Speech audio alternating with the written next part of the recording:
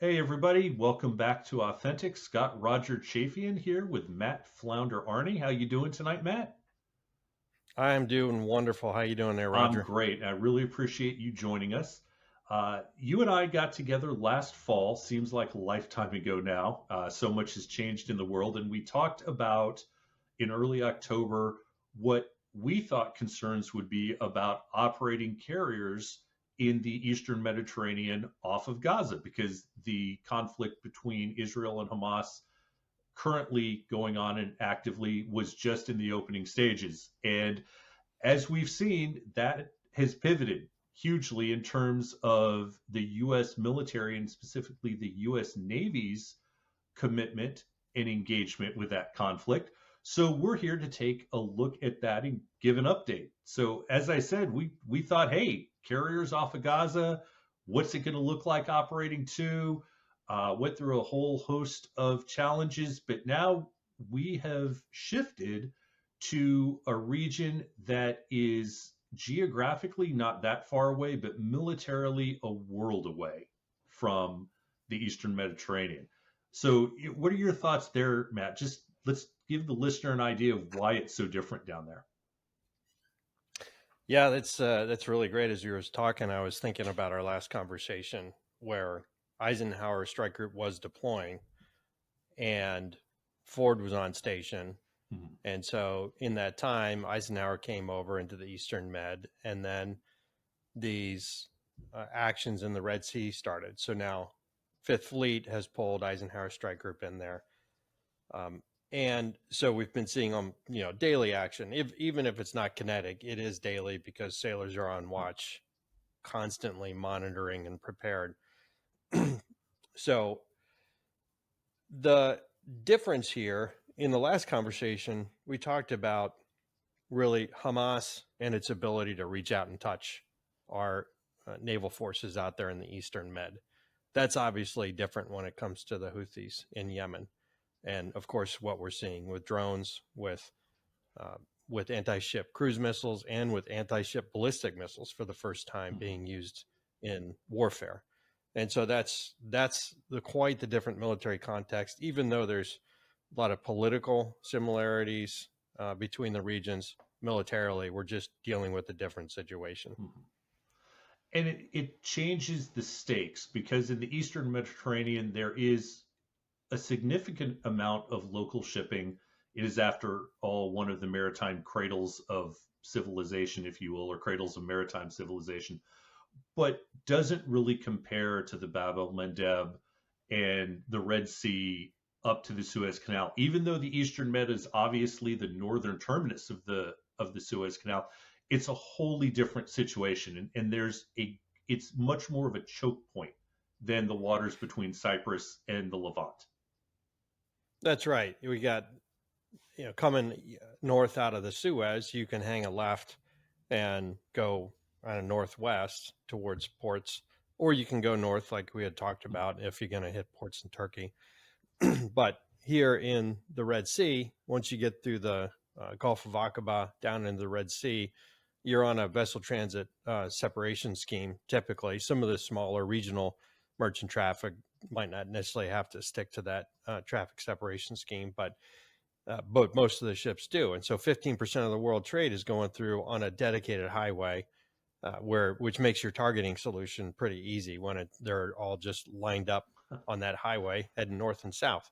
And so what we've been seeing Houthis who say they're they're looking to attack merchant vessels that are supplying Israel against the war with Hamas. We know that they're indiscriminately attacking vessels Mhm. as they've attacked vessels from multiple countries, but they're doing it basically. If you look at Yemen and extend that northern border of Yemen into the Red Sea, that's really where we're starting to see engagements happening from north down to south, and the Bab el Mandeb, and then out into the Gulf of Aden. When you turn east out of the Bab el Mandeb, then we see that kind of same geographic area to the east out in the Gulf of Aden that's getting attacked, which corresponds with the territory that they control in western Yemen. Right.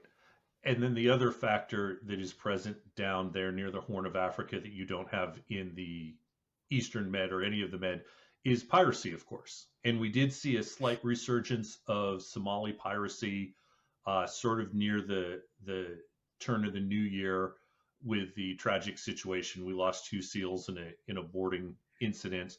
Uh, but the piracy out of Somalia that has actually been notably reduced over the past 7 to 10 years looked like it might become a factor, but it's just one more thing that all these crews have to take into consideration. And I think people, as we start to shift here and talk very specifically about what the ships, the crews, the aircraft, the air crews are having to deal with, is you can't turn your back on one threat just because you're being actively engaged by another threat. So these crews have to be worried about the piracy threat the entire time, and that is a huge differentiator from almost every other region in the world, other than maybe the Strait of Malacca, Indonesia areas.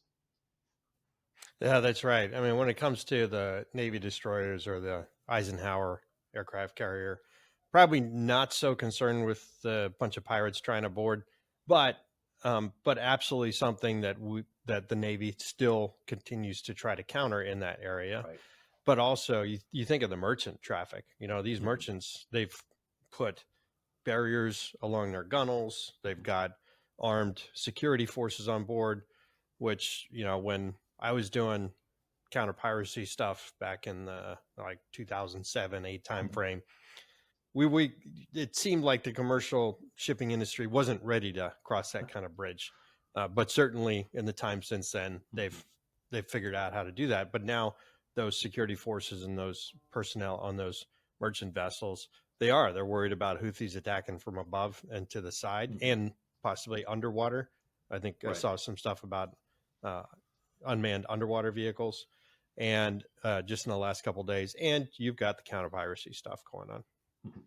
And then we sort of start to get into that gray area, since the Houthis are not officially the government of Yemen. They're not actually the government of Yemen, but we get into some de facto versus de jure who really controls. And, we did see one ship boarded by Houthi commandos, if you will, using the term a little more loosely than we would in the US, but, a heliborne assault. So there's a whole That's right. range of threats out there. But let's talk about the threats. And you mentioned the key ones earlier, but let's just go over them again and explain to the listener what the general characteristics that a ship or aircraft, U.S. Navy, is having to deal with. Let's start with the cruise missile. That's probably the most familiar to our listeners.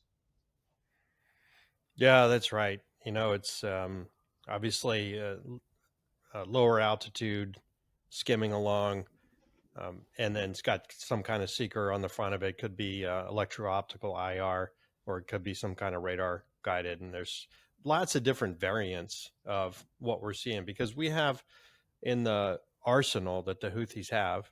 They were able to get some of the old Russian hardware when they first took over control of Yemen. So there's some of that that's in the inventory, but probably not really being used much anymore.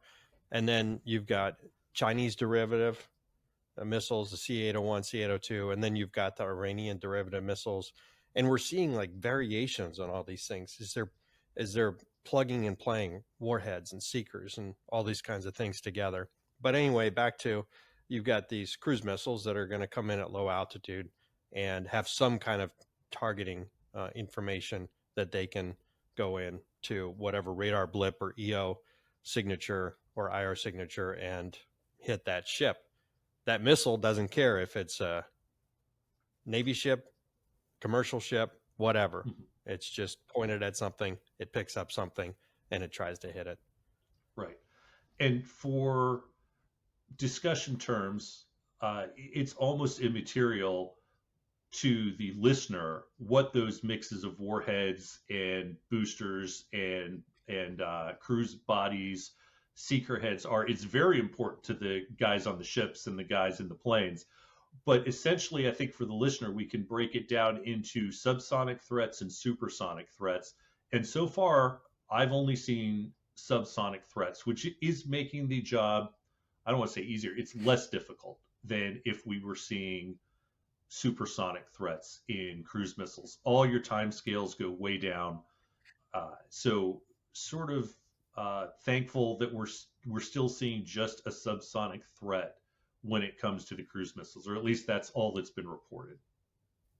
Yeah, that's right. When you think about that decision to launch somewhere in Houthi controlled territory, and so if you don't have sensors there to identify that a cruise missile was launched, then the first time you're going to know about it is when you see it coming over the horizon. If you see it, if it's a very low altitude sea skimming cruise missile, then that obviously reduces the opportunity for you to catch it, because your radar's sitting so high, so it's got a certain line of sight to the horizon, and so then your radar is going to be looking out there to pick up that signature coming at you, which is going to give you 15 seconds Mm-hmm. maybe of decision time. Yep.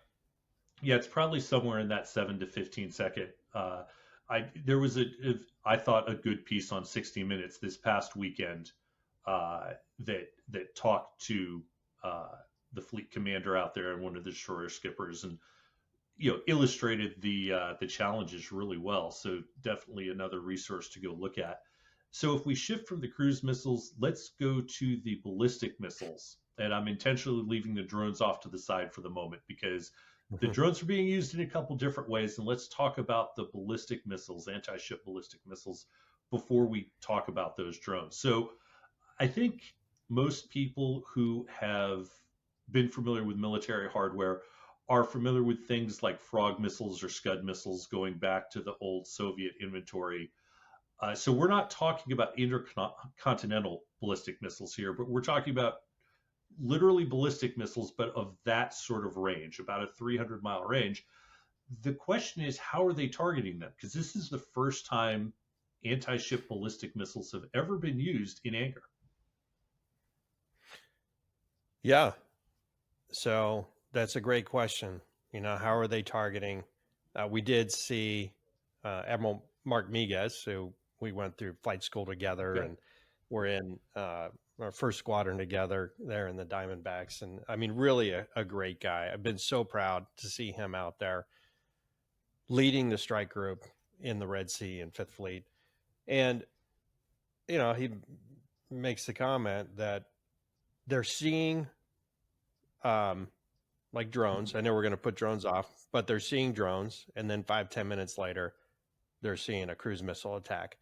So there's got to be some kind of queuing. You're not just going to randomly throw it. Well, you could, but it hails back to the V2 days Right. of, Germany, just raining V2s down. Sort of lob it. Not going but not going to be doing that. But at least with some kind of targeting data, shoot that ballistic missile off, and then see what it hits. Are they purposely targeting U.S. Navy vessels? Are they purposely targeting certain container ships? What's the criteria for them to say, okay, let's launch a ballistic missile at that thing?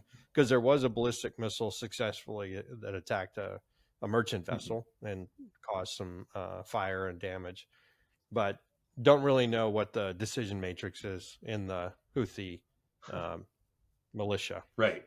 And so there is that question of terminal targeting. Or terminal guidance, I should say. So for the listener who's not familiar, you can target something with a drone or any other asset. There were concerns at one point that the Iranian ship that was out there was providing intelligence, and you can get sort of general targeting in that regards.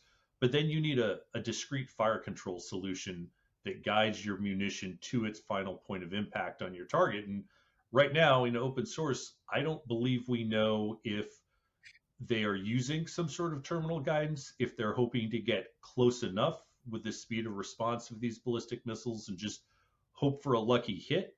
I mean, the indicators that I've seen, they're not getting as many ballistic missile hits, as you said, as they are cruise missile hits. So whatever they're using is not nearly as accurate as the cruise missile guidance.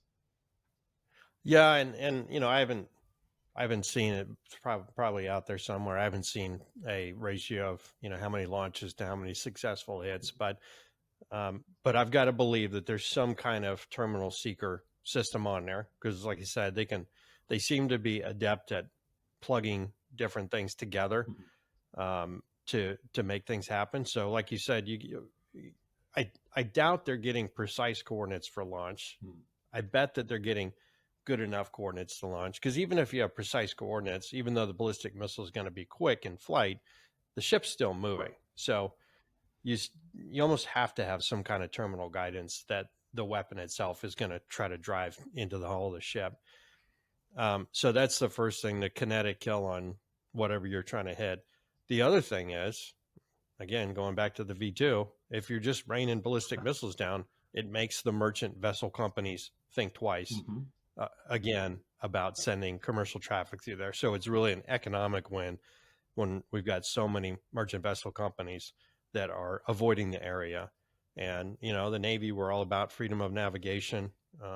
And so we're going to continue to be out there trying to make sure we protect the area and try to enable that shipping to happen, so we're not losing all that money economically and the time of things getting shipped other ways. Right.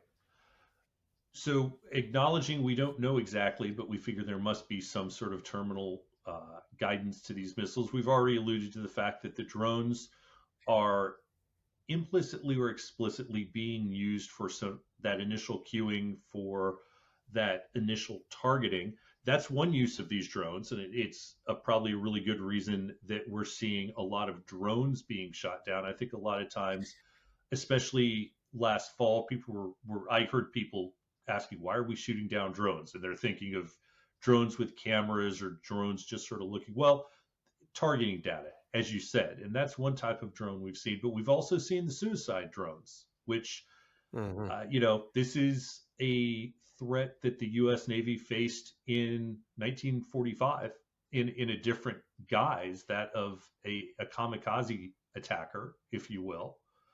And so something that is in our DNA, but this is why attacking these drones or shooting down these drones is so important. They're not just loitering and looking, they're actually there with a payload that could greatly damage a ship. That's right. You know, it's so I don't know if the payloads, and this is I think a very important point in the conversation, because we're shooting these $10,000 drones down with SM-2 missiles, okay? Or I saw an article about a Harrier pilot being an ace, you know, the first ace in a long time, because he shot down at least 5, I think it was 7 drones. So the articles didn't say, I'm assuming it was with a Sidewinder.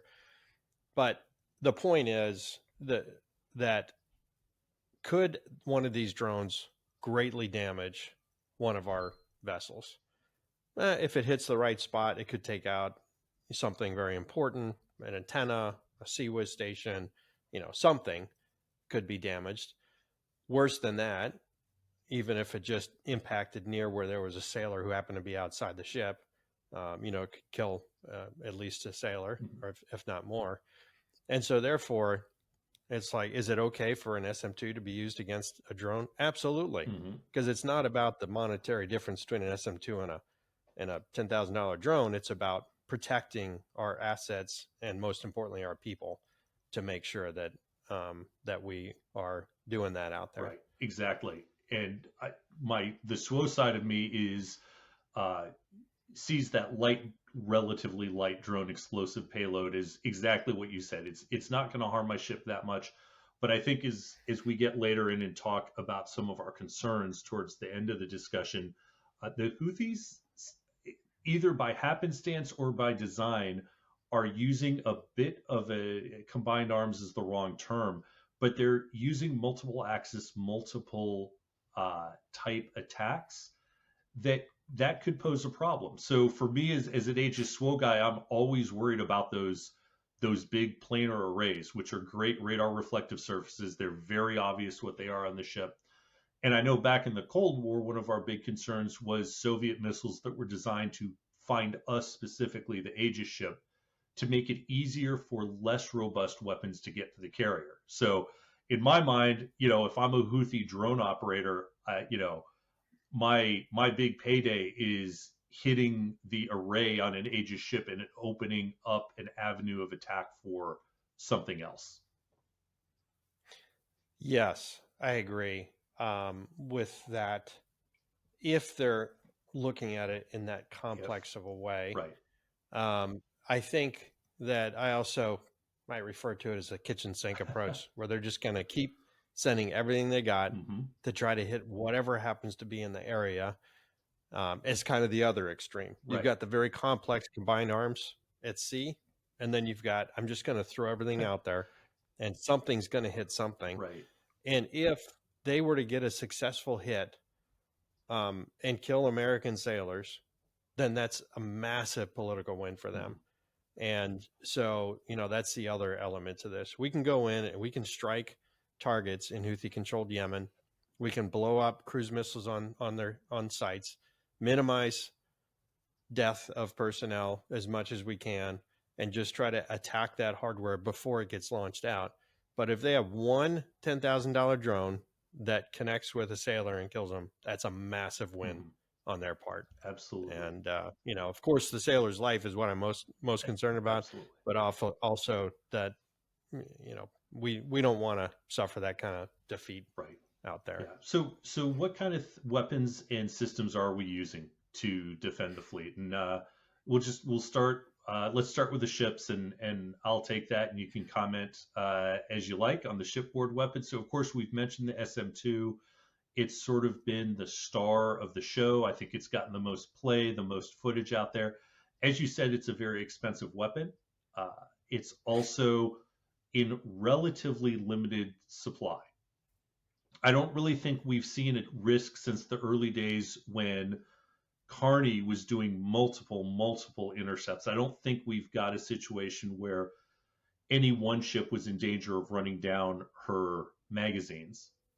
But I did, the Admiral did say we've shot well over 100 SM2s in total now. So SM2s at the start of the show. We've also got Sea Sparrow or Evolved Sea Sparrow, VLS Sea Sparrow. I believe a couple of those have been used. And then we did have Gridley had to go to her Sea Whiz about a week and a half ago, which I think was inevitable. No criticism of the Gridley or her crew at all. In fact, I think it speaks to the professionalism of all the crew members out there that we've only had one engagement that had to go to Sea Whiz. But to your point of the Houthis only have to get lucky once, this means that at least once they've gotten to within 1 nautical mile, 2,000 yards of the ship, of a U.S. Navy warship, because that's the range at which a Sea Whiz can start to engage. So little bit of concern there, because you could do everything right, and if there's one microchip glitch or just one little something goes wrong in this entire chain of equipment that has been at sea, that has been in use for years and years, all your layered defenses start to get whittled down. Of course, we're hoping that doesn't happen, but just putting the stakes on the table, if you will. And if there are 5-inch guns out there, I've not heard of the 5-inch being used. We were never very enthusiastic about the thought of using our 5-inch gun against an aerial target. So, yeah, that's that would be something. That's one of those capabilities documents that sounds great, but I'm not I don't want to stake my life on it. So those are the shipboard weapons, and as we know, they've been very successful. There's been significant video coverage of them, but since I think about this late December timeframe, we've been seeing more air assets get involved in the air defense picture. I'll hand that over to you. Yeah. So one of your comments was that early on we saw the Carney shooting a lot, and so this also goes into the air asset part, where initially it was like just the Carney and a couple surface combatants in the Red Sea. And so once Operation Prosperity Guardian really started kicking off and Fifth Fleet moved more air assets into the area, including the Eisenhower Strike Group, and we've got, I think, the Bataan, got an amphibious readiness group there as well. That's when we start seeing more of the defense by air assets. Um, Again, probably using the AIM-9 Sidewinder. Maybe they're using AIM-120 AMRAAM. I really haven't seen coverage myself on which weapons are using. If it's a slow-moving drone, they could be using a 20 millimeter cannon. So, got options there that we train against: low, slow flyers. We also train against cruise missile, intercept, ballistic missile. I'm not sure that we're going to be able to do that. Maybe with advanced capabilities with the AESA radar and AIM-120, maybe you can take a swipe at that. But certainly, those are the options in with the F-18s out there, and the F-35. With the thing to remember, you described you got the SM2s, down to the Sea Whiz with the Sea Sparrow in between there, and that's that defense in depth construct where we have multiple layers that a threat has to get through. And so now you add into that, you've got combat air patrols, however you're integrating the air assets to be able to be part of that defense in depth, so that the Alpha Whiskey, I'm guessing a lot of this stuff is coming under Whiskey, but you also have the surface commander and all these different elements talking to each other with a complex defense in depth setup, so that they can make sure they address a target with the best possible weapon and have options that brings them in closer as threats get in, to be able to take care of those threats before they get to the hull of the ship. Right. And so, in addition to the F-18s, which I think everyone would consider the conventional thought of combat air patrol, right? This is what the carrier launches. It's the fighter squadron on the carrier. It does cap.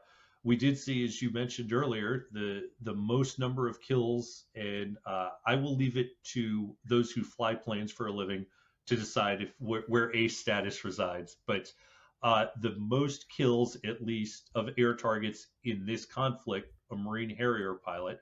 And it's really interesting to see the conversion or the shift on the fly on the baton to shift into an air defense platform, which has always been sort of the thinking behind the F-35, and the B variant of the F-35 gives you that. It's interesting, and for me, good to see that put into practice, because as we alluded to with the 5-inch gun, there's a lot of great ideas that sound good on paper and they never quite prove out. And it sounds like, at least in this environment, it's proving out.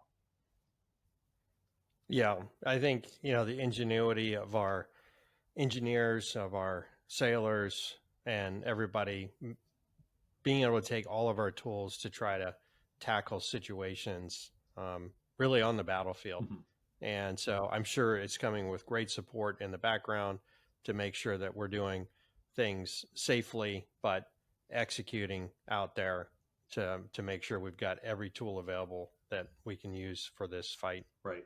I'll be interested to see, because you mentioned low, slow flyer, which in Navy air defense terms is a very specific statement. It's not just sort of an off the cuff statement. A low, slow flyer refers to something that would not be a traditional military or combat aircraft threat, and that's going way back to almost 20 years ago and thoughts of terrorism. And now we're sort of getting into a gray area where drones are clearly military threats, but they may be considered low, slow flyers. I'll be interested to see if, especially the observation drones are flying into speed, we can actually start to use the armed helos as cap to go after those guys. Yeah, and I was just about to get to that, because we saw a great helo response to a merchant vessel a few weeks ago when it was being attacked, and I think there were four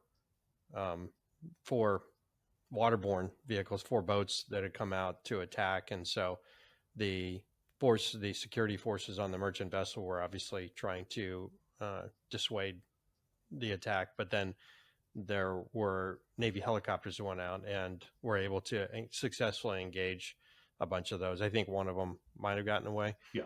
But really great use of our helicopters out there for that surface battle. But like you said, I mean, we could adapt those to doing more of a drone patrol, possibly. Who Who knows? knows? I'm sure the JOs out there are coming up with all kinds of ways to make sure that they stay in the fight and use everything possible to make sure that Right. we succeed. It would probably be really cool to be a fly on the wall up at Nautic right now, because I'm sure when you mentioned JOs, and Top Gun led that charge of JOs sort of being that brain trust. And I know the surface Navy is slowly evolving to conform to that, which I think is a great idea. I'd love to be a fly on the wall because I'm sure there are some amazing ideas being mooted up there in the high desert. But with that being said, we've talked about defending our own ships and then trying to defend the sea lanes. And we'll talk in the end segment about how that's going. But the flip side, of course, is, the best defense is a good offense. And we've been launching strikes now for quite some time. And let's talk about what the strikes are probably doing and what they're probably like. But there's not a lot of information out there about them, is there? Yeah, that's right. I think, again, let's look at the bigger context. And the Houthis are not a group that just came up in the last year. I mean, they've endured a pretty long war with Saudi Arabian led forces, Emiratis, an Arab coalition that was trying to fight against the Houthis in this region, all with Iranian backing. Mm-hmm. I mean, we can be very outright with the Houthis Yeah. wouldn't be where they are without Iranian backing of knowledge, weapons, tactics, techniques, and procedures. I'm sure the Iranians are learning from the battlefield of the Houthis as well, and so they're very seasoned force out there, and I don't think that any of the coalition leaders thinks that we're going to defeat the Houthis. So as I look at what's been happening with offensive strikes, it's, first of all, there's a political element. Stop doing this or we're going to bring it to your shores. And so they attacked. So the coalition threw strikes in. And what are the strikes designed to do? They were out there to target radar sites, cruise missiles, ballistic missiles, all those things on the launchers, those kinds of that kind of equipment that obviously degrades ability, but it obviously doesn't completely diminish their ability to still launch, because they're very good at concealing, moving, all those kinds of things that a force like this is used to doing after over a decade of fighting on their home turf. And so that's really where I see the offensive strikes being, is go in, we've got very good intelligence about where some things are. Let's go target those things so we defeat them on land instead of waiting for them to come out to the sea, where we have to count on that last 9 to 15 seconds to engage it. Right. And there were reports over the past week to 10 days of even the reports were very carefully worded unmanned surface vessels. So a little unclear if that meant a conventional surface craft that did not have its crew aboard, or it was more of a maritime, unmanned vehicle, a maritime drone, if you will. But we haven't heard about any surface drones in the Red Sea like we have going on up in the Black Sea with the Russia-Ukraine conflict. We won't get into that now, but I think the conditions are very, very different geographically, hydrologically, and tactically. So I think it's the reason we haven't seen more of that. But to your point, I completely agree. We're trying to strike the fixed sites that we see. We're trying to send a message, which is stop, but we know we definitely don't have the political will, at least I don't think, to go and overthrow the Houthi movement. That is not something the U.S. is interested in after 20 years in Afghanistan, a dozen years in Iraq, and it's just not going to happen. So, we're seeing sort of the same pattern of strikes. We saw Tomahawk strikes early. I have not heard about many Tomahawk strikes after that. It seems that we have, I'm going to say occasional, but sporadic's not even a strong enough word, but periodic airstrikes. So from what footage has been released out of Fifth Fleet, uh, basically what you would think, right? It's Hornet strike packages coming off the carrier, plenty of support to make sure we don't lose a bird, and it's really hard to say what effect we're having, and that maybe is a good transition to our concerns. Yeah, I mean, it's there are people who have more information than us, but the intelligence community gets it wrong sometimes. So it's it's certainly hard for us here in this conversation to understand the discrete effect that the strikes have. Again, I think if you just look at it from a hardware perspective, if you take out pieces of hardware, it just puts the stress on the logistics back to Iran or wherever else to make sure that stuff is replenished. It just makes it that much harder to continue what they're doing. I don't think, at least I I don't believe that the day after a bunch of those strikes, there are Houthi leaders who are going to say, you know what, maybe we should stop doing what we're doing. Right. I mean, that's just not realistic. And the way it's so interconnected through Iran to Hamas and Hezbollah, it's just it's very complex when you get to the political situation, which also goes back to not only are we going to be reluctant to go into Yemen, there's centuries of history that proves that that's just a bad Right. idea, but also that's there's that underlying geopolitical situation that would make things that much worse when we look at the Gulf region. Right. And to your point, Intel doesn't always get it right. And I want to say this, Intel guys have one of the worst jobs there is, right? Because you're basically trying to fit together a jigsaw puzzle without the box top, with some pieces missing and pieces from another puzzle, and you don't even know that. So no shame on the Intel guys for honest mistakes. And I say that to lead into, I'll sort of give my skeptical taxpayer opinion, then I'll give my military staff planner opinion. And the skeptical taxpayer opinion would be, well, what are we doing? We're lobbing bombs, we're lobbing tomahawks, and there's still missiles flying into the Red Sea, and ships are being hit. And what are we doing? There's been no stated objective, and I can understand why people would be frustrated by that. But if I put on my staff planner hat, I start to think about historical precedent, and I go back to, I guess, timely. Masters of the Air is playing as we're recording this. Right, we're in the middle of that series, and the strategic bombing campaign over Germany kept having to find what we thought was the center of gravity for the German military to get the leverage to make our invasion successful. Not saying we're invading here, but to achieve the goal we wanted. So I don't think we are getting the whole picture. I don't think we should be getting the whole picture, because that's going to want to be close held.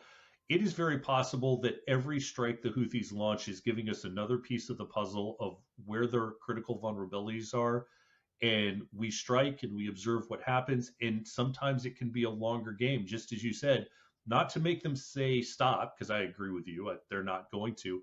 But if we can find that critical supply node, that critical component, and we can start to run that down, that's how you start to interdict an enemy's ability to operate. Yeah, I definitely get what you're saying when you're looking at like a military center of gravity. And even at that, I don't know that there is one. Yeah. Maybe there is, maybe we'll find it, Right. that really diminishes their ability to continue attacks. But I just feel like that's just going to mean more resupply and fixing that problem, and they'll be back in action in no time. I think the center of gravity is the Israel-Hamas war. And so that's where, we went kind of all in Navy-wise, putting a strike group, amphibious readiness group, trying to protect the shipping lanes. And So therefore, what's our exit strategy for that posture?